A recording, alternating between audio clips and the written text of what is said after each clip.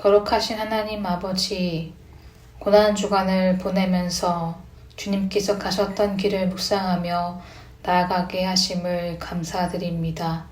오늘 저희들이 마음을 다해 드리는 예배를 받아주시고 이 시간 함께하여 주옵소서. 어둠 가운데 빛으로 오셔서 죄와 비참 가운데 구원하여 주시고 하나님의 영광을 볼 수 있게 하셨음에도 여전히 하나님보다 이 세상의 풍조를 따라 살아갔던 모습이었음을 고백합니다. 저희들의 죄악을 사하여 주시고 사죄의 은총으로 말미암아 빛 대신 주님께서 다시 일으켜 주시는 은혜로 함께하여 주옵소서. 하나님을 마음에 두기 싫어하는 이 세대의 일들을 따라 살지 않으며 허식과 가식의 세상의 현상 속에서 우리의 마음을 높이지 않게 하시고 하나님만을 높이며 주님께서 가신 길을 따라 오롯이 걷는 은혜를 허락하여 주옵소서.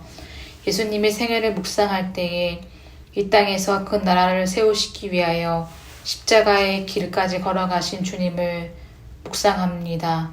고난주간 특별 새벽 기도를 하루하루 할 때마다 십자가와 부활의 말씀을 교훈받게 하시고 주께서 베푸신 은혜의 어떠함들을 더욱더 알게 하여 주옵소서.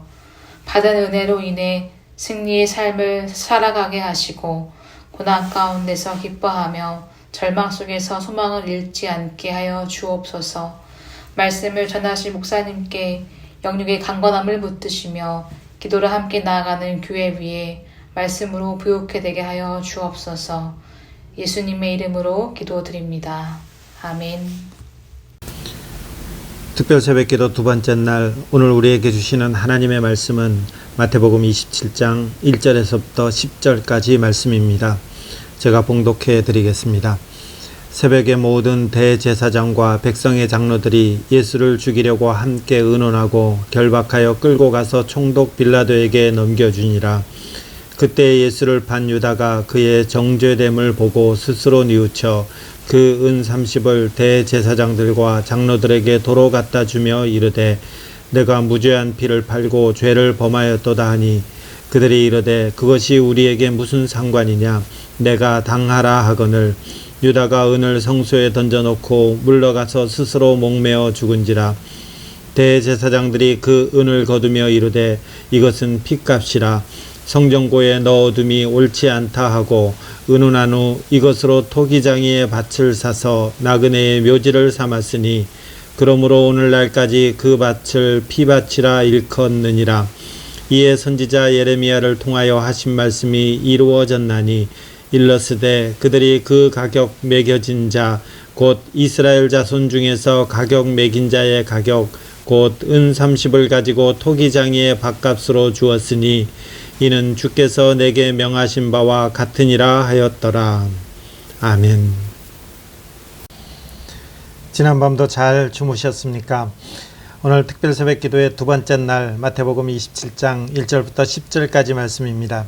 마태복음은 전체 28장으로 되어 있죠. 그리고 그 마지막 장은 우리 주님께서 부활하시고 그리고 친히 사신 것을 제자들에게 보이시면서 그리고는 마지막 명령을 주시고는 하늘로 승천하신 내용들이 기록되어 있습니다.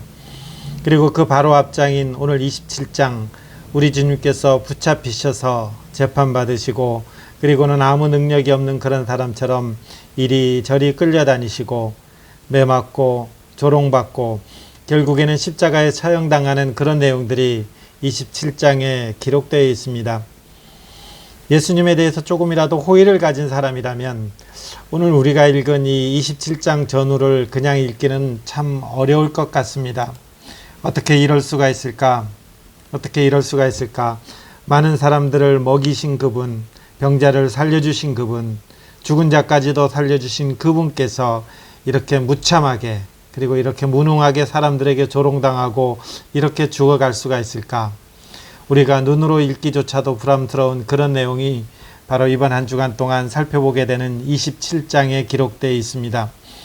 그러나 우리는 고난주간 특별 새벽 기도를 하면서 우리의 시선은 예수님의 고난보다도 그 고난을 통해서 예수님께서 말씀하시고자 하신 그 내용들, 예수님께서 이루고자 하는 그 내용들에 저희들은 초점을 맞추고 있습니다. 오늘 본문도 그렇죠.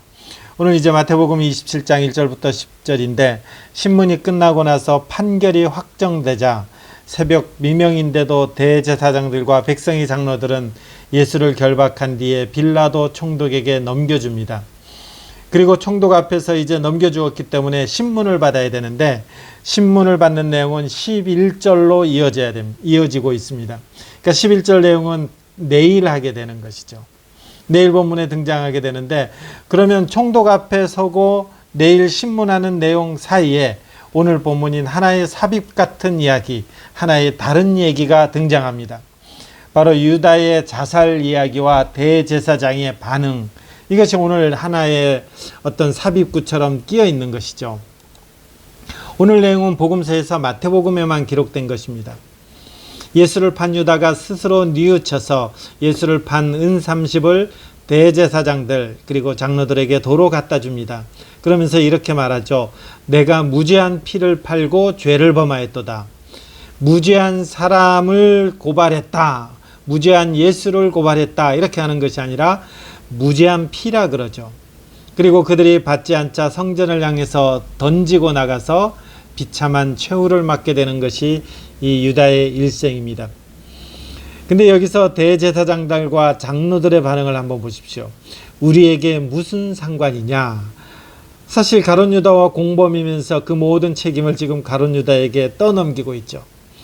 어쩌면 마태는 이 마태복음의 1차 독자들이 유대인들인 것을 감안한다면 유대인들이 어떤 재판 과정에서의 불법성, 비열함, 그들의 본성, 본능들을 어쩌면 이런 한 구절을 통해서 드러내고 있는지도 모르겠습니다. 여하튼 유다는 비참한 최후를 맞게 됐고 이제 대제사장과 장로들은 그 돈으로 밭을 구입해서 나그네의 묘지로 삼고 그러면서 마태는 성경의 마지막에 이렇게 표현하고 있죠. 예레미야의 예언이 성취됐다 라는 내용으로 오늘 본문은 매짐하고 있습니다. 자, 그렇다면 오늘 본문에서 왜 마태는 마태복음을 기록하면서 이 유다의 죽음 그리고 대제사장들의 반응 그리고 은 30을 처리한 내용 이것들을 기록하고 있는가라는 것이죠. 오늘 본문을 왜 삽입하고 있는가? 오늘 저와 여러분들이 살펴볼 내용이 바로 이것입니다.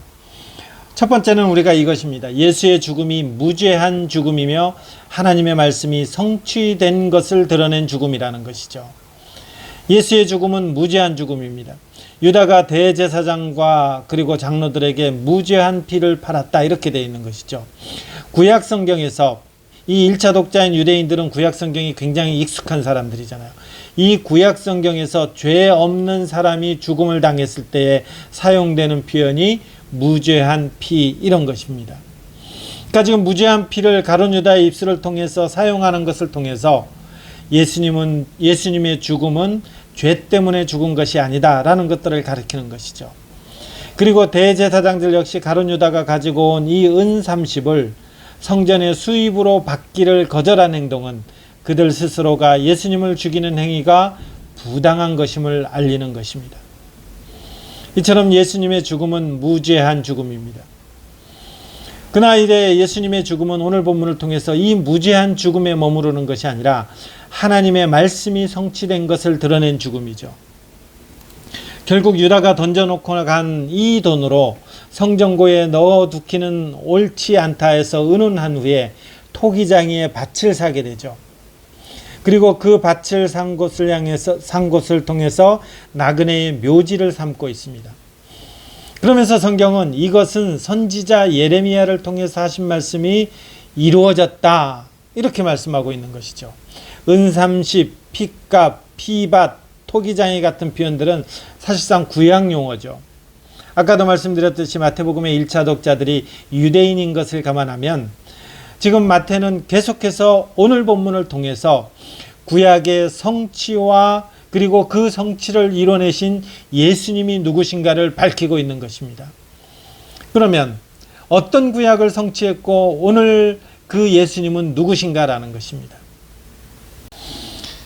여기 보면 이 은 30을 가지고 나그네의 묘지를 삼은 그리고 토기장이의 밭을 사는 이것을 예레미야를 통해서 하신 말씀이 이루어졌다 이렇게 표현하는데 사실상 이 본문이 나온 것은 예레미야가 아니고 스가랴 11장 12절에서 13절이죠.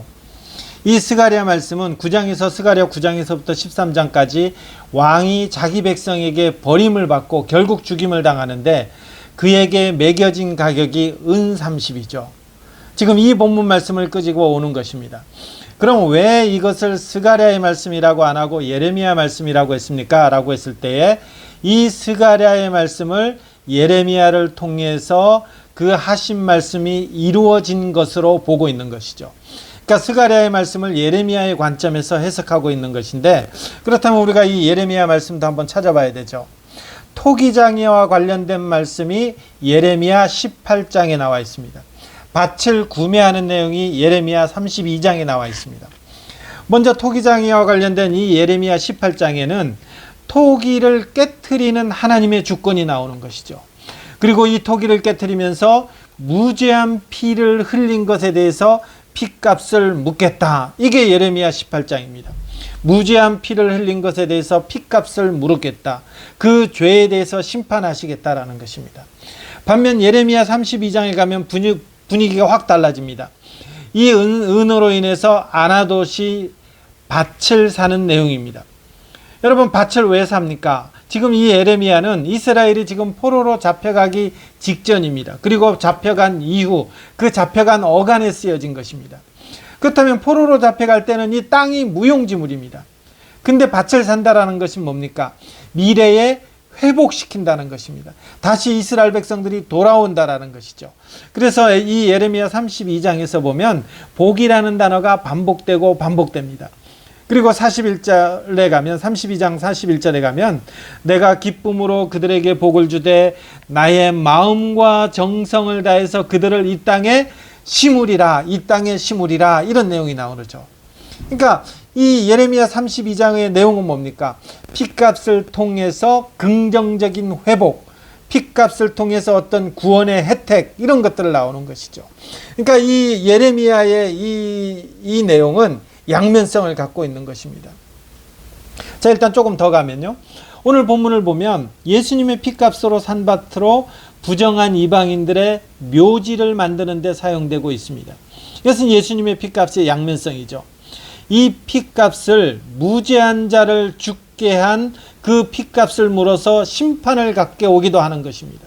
무죄한 자를 죽였기 때문에 그 무죄한 자를 죽인 그 값을 매기겠다라는 이 한 뜻이 되는 것이죠. 이게 예레미야 18장을 통해서 나오는 교훈입니다. 그리고 반대로 이 피의 가치를 아는 자들에게는 모든 죄를 사하여 구원을 얻게 하는 귀중한 핏값을 얻게 하는 그 구원의 은퇴기를 주실 것이다 라는 그런 회복의 말씀을 주는 것이 바로 이 본문의 내용들인 것입니다. 마태는 이 재판을 언급하기 전에 이 유대의 사건을 상세하게 기록함으로써 빌라도에게 넘겨진 예수님의 무죄성을 강조할 뿐만 아니라 예수님의 핏값으로 산 밭을 예레미야의 예언 성취로 돌림으로써 무죄한 예수님의 죽음이 가져올 그 구원의 혜택을 교훈하고 있습니다. 그 혜택을 입은 자들이 부정한 나그네인 오늘 저와 여러분이 될 것입니다. 이 은 30으로 이 부정한 나그네를 위한 묘지를 삼기 위해서 밭을 산 것입니다.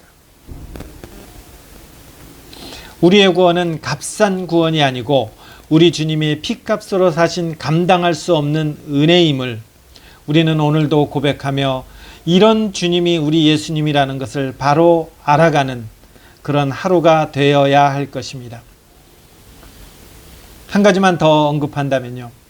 예수님을 부인한 베드로는 나중에 끝까지 하나님 앞에서 제자로서의 삶을 살다가 순교하게 됩니다. 근데 가룟 유다는 극단적인 선택을 하게 되죠.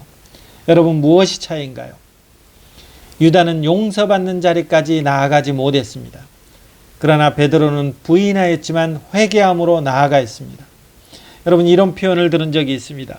뉘우침은 죄를 짓기 전에 자신에게 상태, 죄를 짓기 전 자신의 그 상태로 돌아가는 것이라면 회개는 예수님께 돌아가는 것입니다. 이런 표현을 들은 적이 있습니다. 예수님의 피가 용서하지 못할 것은 아무것도 없습니다. 유다는 용서받는 자리까지 나아가지 못했지만 베드로는 통곡하면서 회개하면서 우리 주님 앞에 나아갔습니다.